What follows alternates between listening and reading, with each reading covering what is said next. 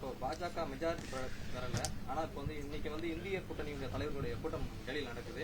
இப்போ இந்திய கூட்டணி ஆட்சி அமைப்பதற்கான வாய்ப்புகள் இருக்கா?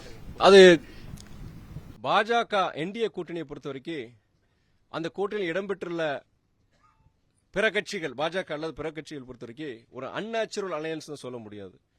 ஏன்னா அங்க இருக்கிற அந்த என்டிஏ கூட்டணியில் இருக்கிற சில இயக்கங்கள் பொறுத்த வரைக்கும் சில நிர்பந்தங்கள் காரணமாக அவர்கள் அந்த கூட்டணியில் உள்ளார்கள்.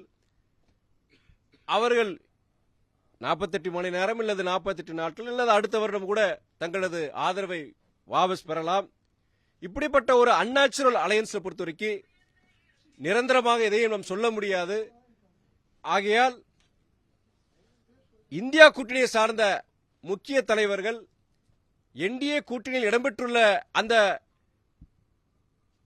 பாஜக அல்லாத பிற இயக்கங்களின் தலைவர்களை தொடர்பு கொண்டு மறுபடியும் மதவாத பாஜகவிற்கு ஒரு வாய்ப்பளித்து விடக்கூடாது. ஜனநாயகத்தை காப்பாற்ற வேண்டும், இந்திய அரசியல் சாசன சட்டத்தை நாம் காப்பாற்ற வேண்டும்.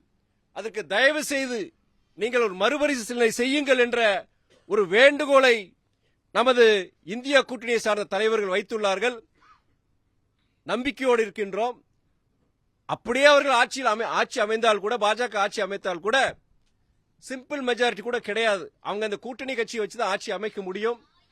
இப்படி ஒரு தருணத்தில் சென்ற காலங்களில் கடந்த 10 வருடங்களாக அவர்களின் சர்வாதிகார போக்கு இருக்காது. ஜனநாயகத்துக்கு புறம்பான அந்த சில செயல்பாடுகள் இருக்காது.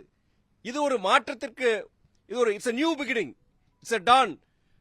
இது ஒரு நம்பிக்கை அளிக்கின்றது.